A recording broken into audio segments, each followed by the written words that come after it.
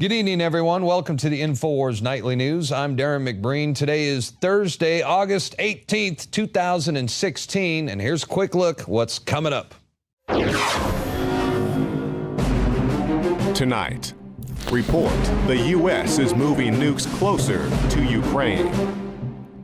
Then, how Saudi Arabia has been funding the Clinton campaign. And on the heels of some suggesting that Trump should be given fake intelligence, the Republican nominee has stated that he does not trust intelligence agencies. It's obvious he can't control his mind or his tongue. And what I've suggested, if now, because he's the nominee for the party, and he's entitled to briefings from the CIA, for example, I said publicly, give him fake briefings. Pretend you're briefing him. Don't tell him anything that you don't want to get out. And that's how I feel about it. I think that the man is a loose cannon. I think he's done so much to hurt our country. That's next. Donald Trump says he doesn't trust the American intelligence agencies. Just hours before Trump was due to receive a classified briefing from members of U.S. intelligence, he said he will not employ the standard intelligence community figureheads because he doesn't trust them. When asked by Fox News if he trusts intelligence, he said, not so much. Do you trust intelligence? Not so much from the people that have been doing it for our country. I mean, look what's happened over the last 10 years. Look what's happened over the years. I mean, it's been catastrophic. And in fact, I won't use some of the people that are sort of your standards, just use them. Very easy to use them. But I won't use them because they've made such bad decisions. You see there, Trump's not stupid. He knows, and we all know, about the fake intelligence reports leading up to the invasion of Iraq in 2003. And we also know about the recent declassified, yet still heavily redacted 28 pages that says the government of Saudi Arabia and members of the Saudi royal family helped finance and train the 9/11 hijackers. And that, my friends, is an act of war. Yet we went to war with Iraq and Afghanistan, but not Saudi Arabia. Yeah, explain that one to me. I mean, just think about that for a minute. The government of Saudi Arabia helped carry out 9/11. They funded the hijackers, and now they are funding Hillary Clinton's presidential campaign. So you can't really blame Donald Trump for not trusting U.S. intelligence reports, especially after Harry Reid, the Democratic Senate Minority Leader, said the CIA and other intelligence communities should give Donald Trump fake intelligence. What I've suggested, if now, because he's the nominee for the party, and he's entitled to briefings from the CIA, for example, I said publicly, give him fake briefings. Pretend you're briefing him. Don't tell him anything that you don't want to get out. But as a Republican nominee, isn't he entitled to get those briefings? Give him fake briefings. What does that even mean? It means they'll tell him stuff. He won't know the difference. You're basically telling the intelligence community to lie to him. No, I'm not going to lie to you, but I just don't have to tell you everything. All right, so there you go. You heard Harry Reid. He actually said that publicly and on live national television. So there's no doubt that Trump has very good reason to question pretty much anything and everything that he gets from these intelligence briefings. And by the way, he's already got his own intelligence network put together from people that he can trust. And these are good people on the inside, plus he's got military officials, guys like General Michael Flynn. And these are people that are not only standing up for Trump, but they are standing up for America. And they are fully aware of the catastrophic situation in the White House right now and the attempted globalist takeover of our country. And that's why the latest battle cry from the Trump campaign is Americanism, not globalism. Americanism, not globalism, will be our credo. Americanism, not globalism. Americanism, not globalism. The era of economic surrender will finally be over. We will no longer surrender this country or its people to the false song of globalism.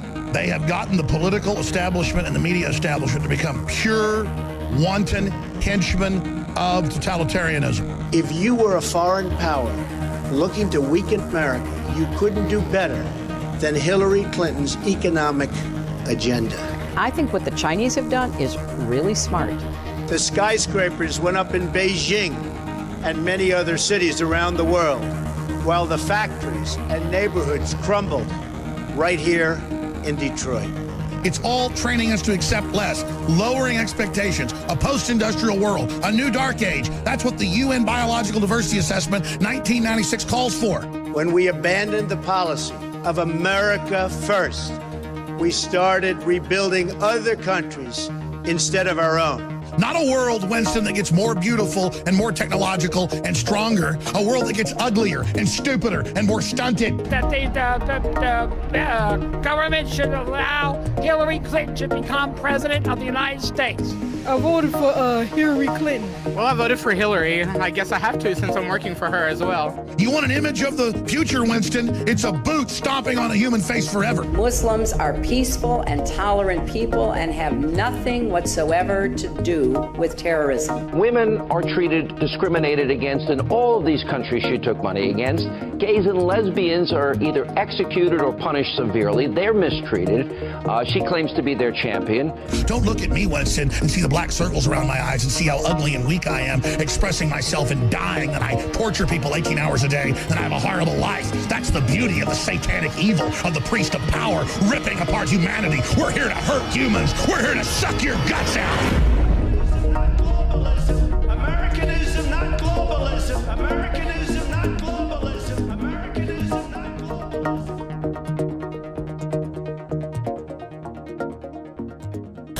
All right, we've got breaking news right now that the U.S. is moving nukes closer to the Ukraine. Now, these reports are being denied by the Pentagon. However, sources tell us that there are nuclear missiles in Turkey and now Romania. This is a very, very dangerous situation. We're talking about at least 50 tactical nukes that are stored only 70 miles from the Syrian border. And according to Euractiv, 20 more tactical nukes on the way to Romania, which just happens to share the border with the Ukraine. Now, we've told you before how the U.S.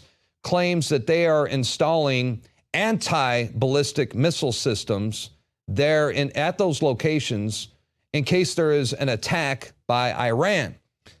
But Russia's not falling for it, because they know full well that these anti-missile systems can be converted or repurposed overnight into short-range and mid-range missiles. This means they could strike Russia within 5 minutes, basically leaving Russia completely defenseless and totally surrounded. Not to mention that this is a direct violation of the American-Russian Nuclear Arms Treaty that was signed by both countries during the Cold War back in the 1980s, during the Ronald Reagan era. And Vladimir Putin, he's made it perfectly clear that he believes that the United States and Russia are on a collision course towards nuclear war. We know year by year what's going to happen, and they know we know. It's only you that they tell these fables, and you buy it and spread it to the citizens of your countries. Your people do not feel a sense of the impending danger. This is what worries me. How do you not understand that the world is being pulled in an irreversible direction? That is the problem. But they pretend like nothing's going on. I don't even know how to get through to you people anymore. Now, a few weeks ago, I talked with Paul Craig Roberts, the father of Reaganomics, and we both agree that there's no way that Vladimir Putin is going to allow nuclear missiles to surround Russia. What Putin was, he was speaking to journalists, I think not just Americans, but all of Europe. Yep. And what he was telling them was that they, by repeating propaganda about Russia and accusations against Russia, they were enabling the United States and NATO to keep putting military-type pressures on Russia, and that at some point these pressures would no longer be tolerable by Russia. They simply won't accept them.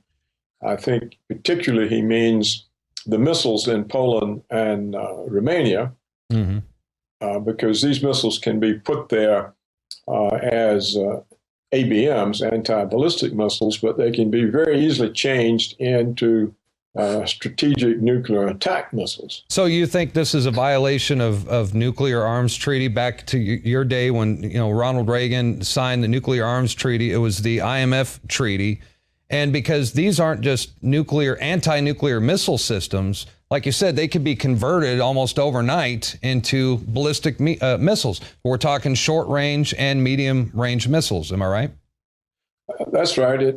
If you convert them into nuclear attack missiles, then Russia's deterrent is no good, because within 5 minutes they would have hit all the targets in Russia. So he's made it kind of clear that he's not going to accept that. And he has said over and over, I keep telling the Americans and the Europeans, and they don't hear. They don't hear.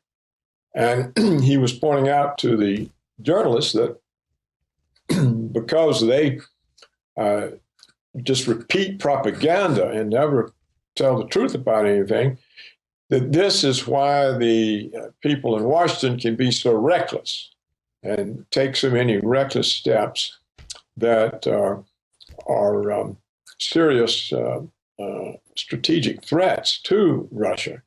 And if there was a news media reporting facts rather than propaganda, then the United States would not be able to behave in such an aggressive and reckless way, and therefore the prospect of a war would be much smaller. He says repeatedly that Russia doesn't want war, he doesn't intend war, but that the Washington and NATO are behaving in such a reckless, aggressive fashion that he has to expect that they intend war, because when all you hear all day long is lies about yourself and your country, you assume you're being set up. You know, they've got most of the American population believing that Russia is going to invade Poland any minute. Yeah, the Baltics any minute, and they also got everybody believing that Iran is going to attack us with nuclear missiles any minute. Thus, the reason for the anti-missile systems surrounding Russia, you know, and they're saying, oh, it's because of Iran. It's not because of Russia. It's because of Iran. And Putin's not buying it. Well, he's already made the point over and over that Iran never had any nuclear missiles, and that now they especially don't, because the Russians have taken charge of their uranium enrichment, and they're not able to enrich anything beyond 5%. So there's no possibility of them making a nuclear weapon. So Putin knows that we're lying. And this is the danger in it all, because when you publicly tell so many lies and you know that the person you're talking about knows you're lying, you put them on guard. So you know, out of this can come miscalculations, particularly on the part of the United States, because Russia continues to try to rely on diplomacy. But diplomacy is powerless if people don't care about the truth. And that's the case in Washington and with the NATO officials. And if the journalists can't challenge Washington and NATO because they don't have the independence to do that, then diplomacy is at a dead end. And so the minute that Putin and Lavrov finally give up on diplomacy and realize that it's a dead end and nothing can come of it, then there's nothing left but force confronting force. Well, and that's basically what he's saying. He's saying that Russia does not want a war, but they're ready for war, and they're not afraid to fight it. And I know that last anti-missile system is set to be in place in Poland in 2018. I just don't think that, I think that might be pushing them too far. So I don't think they'll stand for it. Yeah, I don't think they're going to stand for it. And who could blame them? They're completely surrounded. Again, that was a clip from a interview I had just a few weeks ago with Paul Craig Roberts, who says there's no way that Putin is going to settle for U.S. nukes surrounding Russia. We're now joined by INFOWARS reporter Kit Daniels.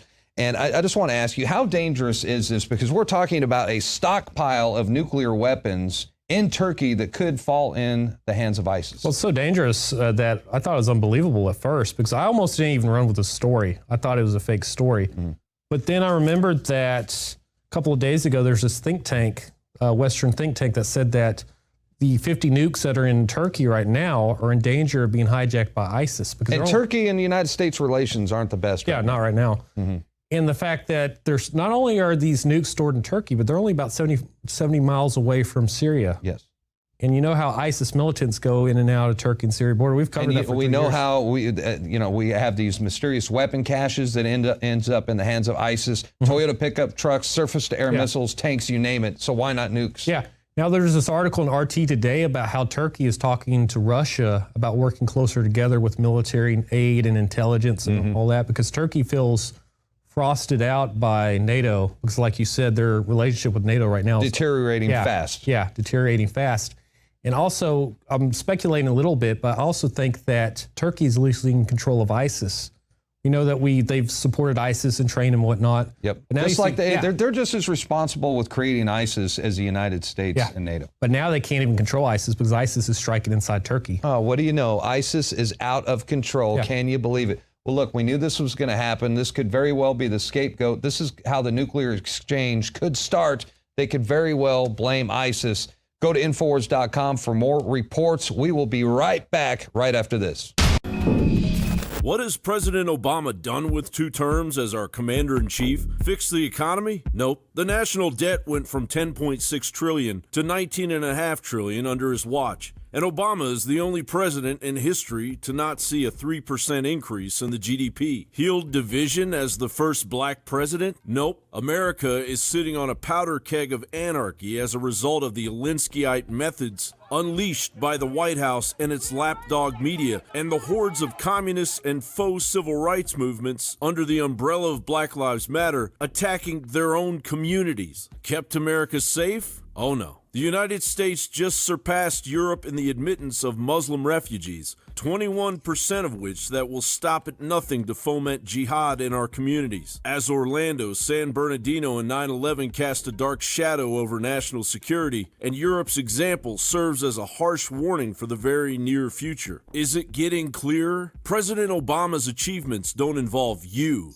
the average U.S. citizen, be you on the left or the right or in the middle. His achievements are applauded by foreign bankers and oligarchs whose agenda reads like an instruction manual of the legacy of our 44th president of the United States. Obama came up big on one of his promises. He managed to bankrupt the coal industry, a huge boon to the natural gas industry, fracking its way across America. As oil and gas production has doubled over the past 5 years, the number of earthquakes rattling Oklahoma has surged. Until 2008, the state averaged 1 to 2 quakes magnitude 3 or greater per year.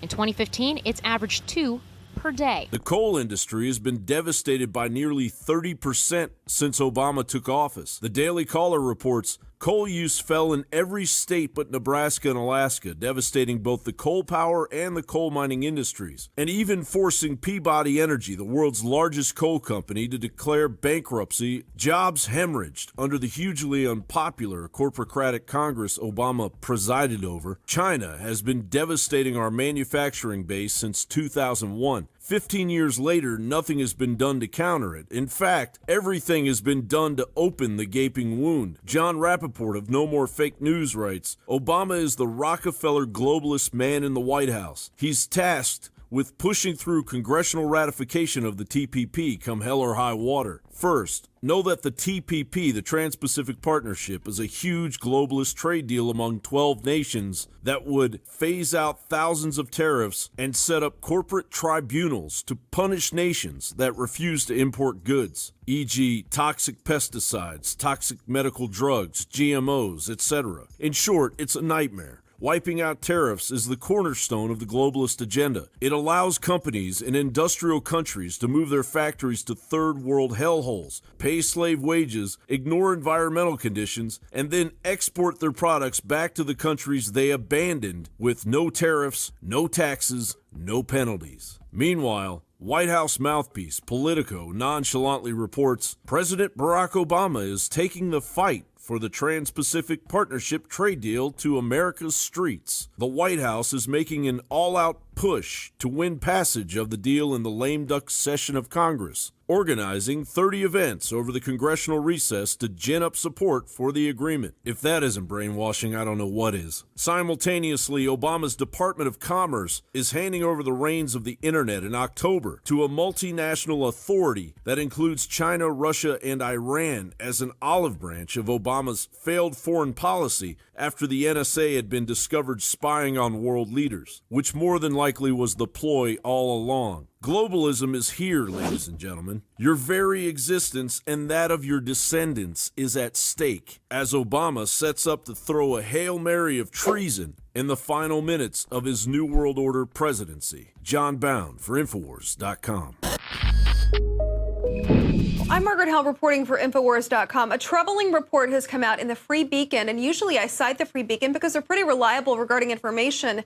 But this one specifically is about Russia and Russia using military forces staging near Ukraine. And this came out today at 5 a.m. They assert that the Pentagon has identified 8 staging areas in Russia where large numbers of military forces appear to be preparing to enter the Ukraine. This is according to one unnamed U.S. defense official. Now, they're saying as many as 40,000 troops, including tanks, armored vehicles, Air Force units. They're now arrayed along Ukrainians' eastern border with Russia. And this is a very troubling report to me for a number of reasons. It's in English, and it reads like a propaganda piece. Now, the military exercises they're saying are ominous at this point. I'm directly quoting. But a similar large-scale Russian exercise was conducted, according to the Free Beacon, near Ukraine a month before Moscow carried out a, quote, covert military operation to take over this strategic Black Sea Peninsula area. So I lived in Russia in March of, when Crimea fell during that time in 2014. Now, we've discussed here on INFOWARS time and again the position that Russia has within our own foreign policy spectrum, specifically Putin's warning that went largely unnoticed by Western media a couple of months ago, declaring that we were on the offensive, that we were possibly violating the terms of the START treaty that we have with Russia regarding using missiles, when to test them, when not to test them in Romania. And specifically, he was saying that we're crossing red lines that cannot be undone. Now, regarding this piece in the Free Beacon, there was also one that was put in the Sun. It reads like a propaganda piece to me. And what's coming out of Russia, specifically Russian sources in English, is that Russia has no intention of arming and entering the Ukraine at this time or any other time. That while they did see the U.S. involvement in the Ukraine in its fall in 2014, they saw it as a provocation against Russia, that they don't have any intention at this time of doing a defensive measure or an offensive measure, depending on what your foreign policy aspect is. So this article, to me, I'm not calling bull entirely on it. I'd like to know the source, this U.S. defense official source at the time. We don't know it. They're not named. But what we do know is the counter narrative that's coming out of Russia in English is that they have no intention of entering the Ukraine at this time, despite 2 Russian military officials, soldiers, dying at the hands of what they're calling Ukrainian terrorists. Now, a lot of misinformation, and I'm beginning to question, I would love to know why this is happening in English. And we're at a critical period, a critical juncture in our own U.S. election cycle. And in some cases, if you can't steal or rig an election, the only thing to keep it off center and to possibly keep that from even happening would in fact be a war. And I really question at this time this propaganda piece coming out. I'd like to see more validity to it, more sources, more Russian sources that we could even translate here and put them into English and dissect them. But as of right now, being able to authenticate this article that's coming out, I just can't do it. Well, the evolution is continuing to unfold in the situation regarding the Ukrainian theater. More information is needed at this time. We'll keep you updated as it unfolds. Well, ISIS has a new warning. They're coming after Christians. Meanwhile, our politicians are telling us, hey, This isn't a religious war. A new video released from Daesh through their media propaganda arm Al Hayat Media shows the jihadis escorting 21 captured Egyptian Christians on a beach, presumably in Libya, and they presume to murder them. They murder these 21, beheading them. You see their blood flowing into the beach. Now, they say inside of this video in English that they plan on killing as many citizens of the cross as they possibly can. Here on INFOWARS.com, we've covered how ISIS has planned to target Christians and bombing churches wherever they can find them, including the U.S., and that in fact, one entire church here in the U.S. has been on a hit list from ISIS. They're doing this in English, and we take you through how exactly they're doing it in one particular article written by Michael Snyder, The End of the American Dream. It was posted yesterday on our website. I encourage you to take a look at it at its entirety. It lays out specific plans that ISIS has for Christians living here in the U.S. Now, meanwhile, our politicians with our open door policy, a free-for-all. We're a borderless society, especially if Hillary Clinton gets in office. We understand that 400,000 Syrians will be coming to the U.S. Most of those are unvetted. And we've seen from one British study that up to a third of their migrant crisis, up to a third of the migrants that are applying for visas to live in Great Britain aren't specifically even in a crisis area, that they're fraudulent. And based on this video, it's very troubling. The fact that ISIS has a new focus, it's specifically targeting Christians, and going through how exactly they capture these Christians. They have an alliance with an Egyptian terror group, and it's called Ansar Bayat al-Maqdis, if I'm saying that correctly. And the presumption is that they've used these people to capture Christians in Egypt and behead them off the Mediterranean coast in Libya. But one thing is definitely clear, that ISIS has a new agenda. It's to behead and decapitate as many Christians as they can, to bomb as many churches as they can, and they've laid forth a plan to do it here on U.S. soil. I'm Margaret Howell reporting for INFOWARS.com. So there's a really weird viral video making the rounds. It appears to show an occult ritual taking place outside of the CERN facility in Geneva. Now, the video was filmed at night. It depicts a mock ritual human sacrifice. Several individuals are in black cloaks, and then they surround a woman who then appears to be stabbed. Now, the European Organization for Nuclear Research has launched an investigation into the video, saying it's most likely a prank gone too far, right? Because these are scientists who apparently on their off time like to engage in mock sacrifice just for funsies. So a CERN spokeswoman said that these scenes were filmed on our premises, but without official permission or knowledge, although indicating that those involved in the spoof did have access badges because CERN IDs are checked systematically at each entry to the CERN site, whether it's day or night. CERN does not condone this type of spoof, which can give rise to misunderstandings about the scientific nature of our work. And indeed, that's exactly what has happened. Apparently, these scientists were wanting to create some sort of a viral video, and it worked. But now there's all sorts of conspiracy theories percolating around the video, because this isn't the first time that CERN scientists have been involved in weird, bizarre, occultic videos. A film was made called Symmetry. It's a dance opera film shot inside CERN, and it depicts a modern physicist searching for the smallest primordial particle and instead discovers a love without end. So what they do at CERN, physicists and engineers there are probing for the fundamental structure of the universe. They're using the world's largest and most complex scientific instruments to study the basic constituents of matter, which are the fundamental particles. So CERN houses arguably one of the greatest inventions mankind has ever seen, the Large Hadron Collider. Now, the Large Hadron Collider is the world's largest and most powerful particle accelerator. What it does is it has two high-energy particle beams traveling at close to the speed of light before they are made to collide. And according to the LHC's main engineer, Steve Myers, this is like firing two needles across the Atlantic and getting them to hit each other. So one of the experiments that's taking place is the quest for the Higgs boson, or the God particle. This is believed to be essential for formation of the universe. And the CERN scientists believe they've actually discovered and created this Higgs boson in 2012. They discovered a new subatomic particle that possibly is this much sought after Higgs boson. Now, of course, we have a lot of knowledge that can come out of this kind of technology, but it's also bringing a lot of fears. Specifically, a few years ago, there was a lot of concern about creating a black hole, which could destroy life on Earth in its quest. And we know mad scientists are perfectly okay with destroying Earth as long as they can play God. So, of course, it seems fitting that this latest occult spoof was staged in front of a statue of the Hindu deity Shiva, the destroyer. Now, this statue is on permanent display at the complex. It was gifted to CERN from India. They were sort of celebrating their decades-long association with CERN. But it's a very interesting statue, very symbolic there. This is the form of the dancing Lord Shiva. It's known as the Nataraja. And a lot of people have called this the dance of destruction.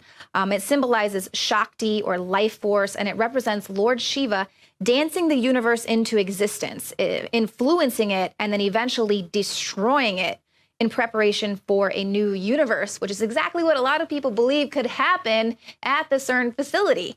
So here is actually a really great explanation of the symbolism behind this statue from the History Channel's Ancient Aliens. Shiva's cosmic dance is not seen as a negative, even though it is greatly destructive. It is destroying in order for something new to be created. Things are cleared away so new things, new possibilities, better possibilities can emerge. Could Shiva not only be a mythological deity that represents the ancient Hindus' understanding of the universe, but might he also have been an otherworldly being who passed on information to our ancestors that we are only now rediscovering? Always incredibly interesting theories there in Ancient Aliens. So while CERN scientists have already debunked this idea of the possibility of an Earth-destroying black hole, the short answer is that cosmic rays from space are constantly pummeling Earth with energies that dwarf those of the Large Hadron Collider. But they do have some theories suggesting that formation of tiny quantum black holes might be possible. And they also acknowledge that they're probing for the presence of extra dimensions. So are we on the verge of discovering our true origins, or are we acting out a prophecy that once foretold a time when man would claim victory over ignorance while simultaneously destroying the old world, making way for the new world that would arise? So you get Rachel Maddow up there with her tiny audience of a couple 100,000 people and her little ironic glasses. And, you know, she tries to look like Chris Hayes because it's bad for a woman to look like a woman. I mean, I just point this out, that's how much these people hate life, okay? And she gets up there and lies to her audience about how Obamacare is free or Obamacare is wonderful or Obamacare, you can keep your doctor. And then she constantly, I'm told almost every day, I rarely watch it, but I did this morning, a clip of it, said that I'm a liar.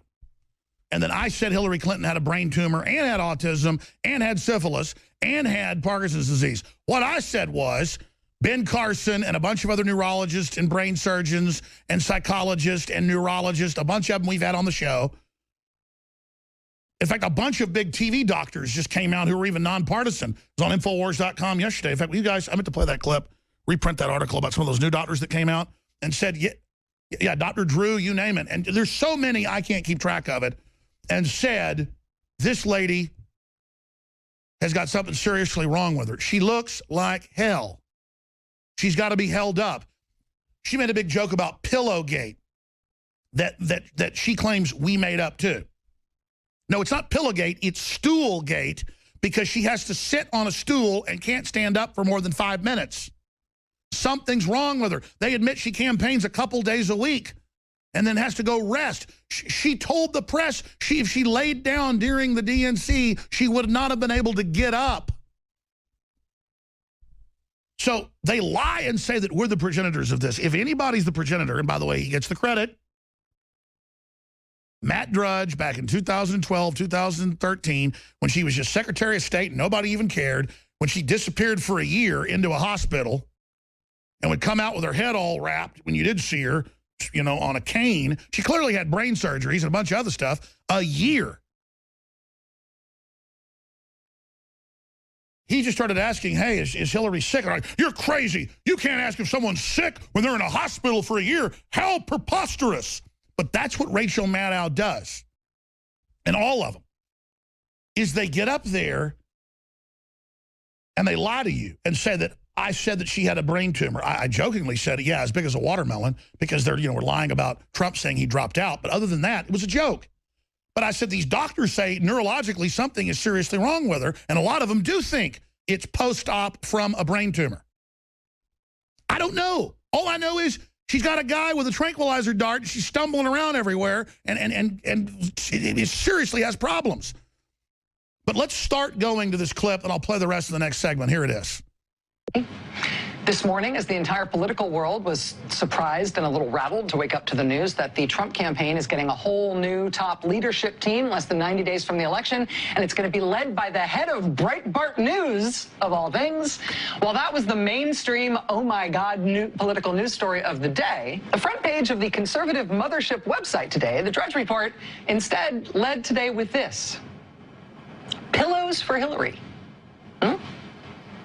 And when you click through, you get this expose on how Hillary Clinton is supposedly constantly being propped up on pillows.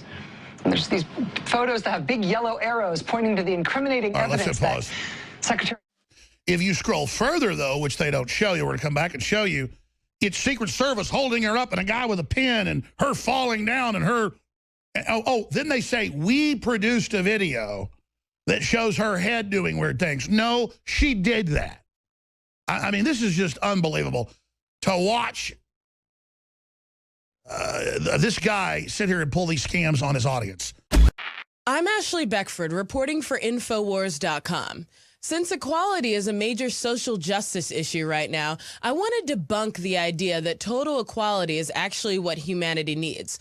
What humanity really desires is actually self-determination, which is free will. I want to bring to you a short story written by Kurt Vonnegut in 1961. I'd like to thank my English teacher in 8th grade, Mrs. Berry, because she gave me the idea for this story. It's widely available online right now. But the story is a satirical, dystopic science fiction representation of what society would look like if total egalitarianism actually existed. This story was even cited by the late Supreme Court Justice Antonin Scalia in his dissent for the case of PGA Tour versus Martin. You can look it up, but he says animal farm determination, that fairness and the ADA mean that everyone gets to play by individual rules, which will assure that no one's lack of ability will be a handicap. This story bears resemblance to other dystopic films and books such as 1984, The Matrix, and this is a situation where self-determination has actually been eliminated, and now the state decides how and if people will live. I'm going to read the first few paragraphs of Kurt Vonnegut's work so you can get a sense of the type of society that he's profiling in this story. Harrison Bergeron by Kurt Vonnegut Jr. The year was 2081 and everyone was finally equal. There weren't only equal before God and the law, they were equal in every which way. No one was smarter than anybody else. No one was better looking than anybody else. No one was stronger or quicker than anybody else. All of this equality was due to the 211th, 212th, and 213th Amendments to the Constitution, and to the unceasing vigilance of agents of the United States Handicapper General. It was tragic, all right, but George and Hazel couldn't think about it very hard. Hazel had perfectly average intelligence, which meant she couldn't think about anything except in short bursts. And George, while his intelligence was way above normal, had a mental handicap radio in his ear. He was required by law to wear it at all times. It was tuned to a government transmitter. Every 20 seconds or so, the transmitter would send out some sharp noise to keep people like George from taking unfair advantage of their brains. Harrison Bergeron was also made into a film in 1995. Let's take a look at a clip from the film so that we can see what that was all about. Garth Bergeron, B-. I think you had a B+ on the last geography test, didn't you? Yes, Miss Hopkins. Well, this is quite an improvement. Thank you. Morris Wilkerson, C-. Good work, Morris. Geraldine Hoberman, C. Congratulations, Geraldine. Harrison Bergeron, A+.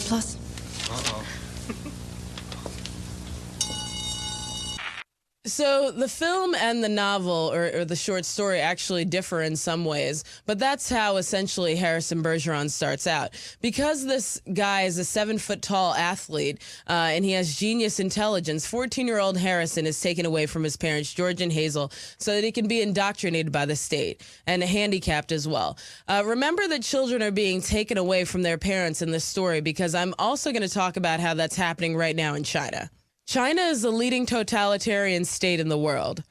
People are routinely tortured in China. Citizens in this story are also constantly tortured by the government through various means, including being weighed down by sandbags, wearing glasses that blur vision, and wearing headsets that blast out sharp noises, all due to state-mandated requirements to equalize people. They are dumbed down, just like Charlotte Iserbyt described in The Deliberate Dumbing Down of America, through the educational system and through television, the true opiate of the masses.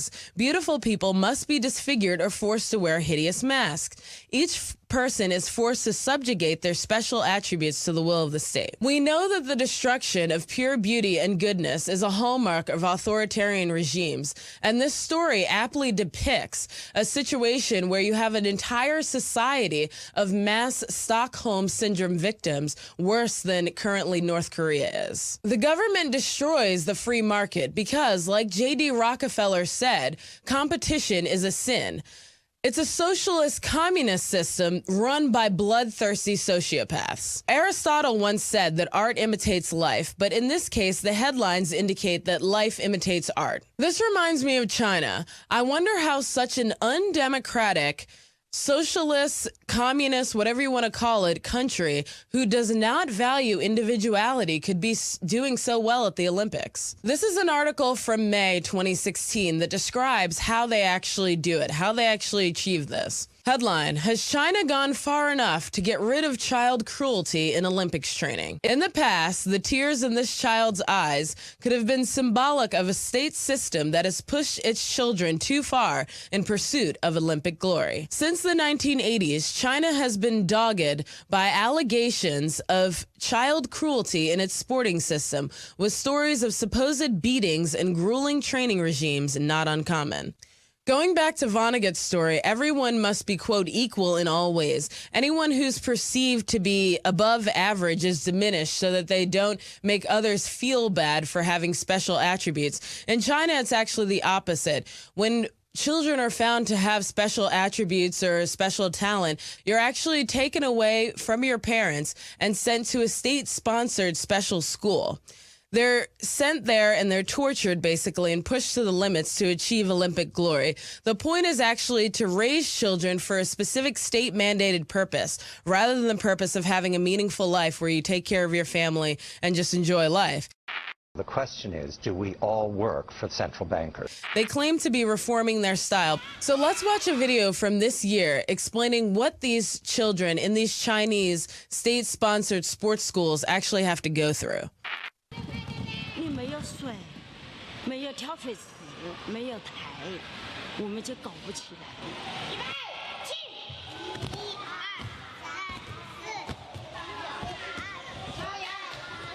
2、3、4、你是喜欢去公园玩，还是喜欢训练呀？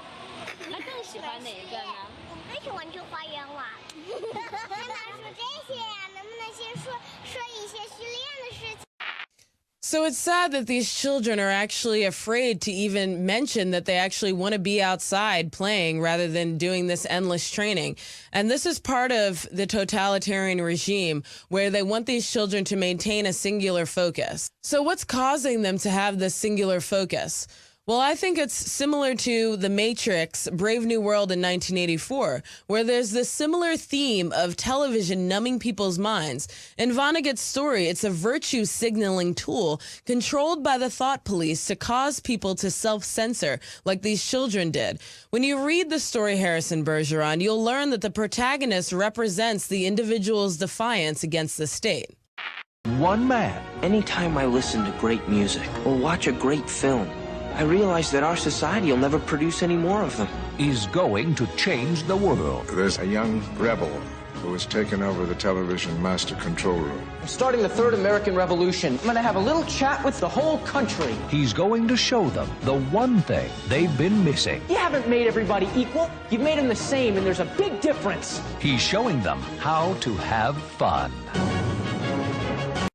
Harrison represents the alpha male archetype who questions authority and who has an urge to succeed. He's like a Matt Drudge or an Alex Jones who disseminates information and also aggregates information so that the citizenry is informed. I'm not going to wait around and watch my family die around me. The moral of the story is that progressivism is like a cancer. It's malignant. And when state-sponsored programs promote egalitarianism, unethical and tyrannical results could be the outcome. We shouldn't want totalitarian equality. What we need is equality of opportunity, self-determination, and individual sovereignty. We can't alter the Constitution beyond recognition, as it was in this story, without losing credibility as well as liberty. Harrison Bergeron by Kurt Vonnegut is effectively Hillary's America. She wants total control. I'm definitely not with her. This is Ashley Beckford for INFOWARS.com. Stay tuned for more special reports. All right, folks, that's going to do it for tonight's broadcast. INFOWARS Nightly News will return, Lord willing, tomorrow evening at 7 o'clock p.m. Central Time. Until then, have a blessed evening, and we'll see you back here tomorrow. Say goodbye, Hillary. Goldman Sachs didn't expect anything in return. They just liked my speeches.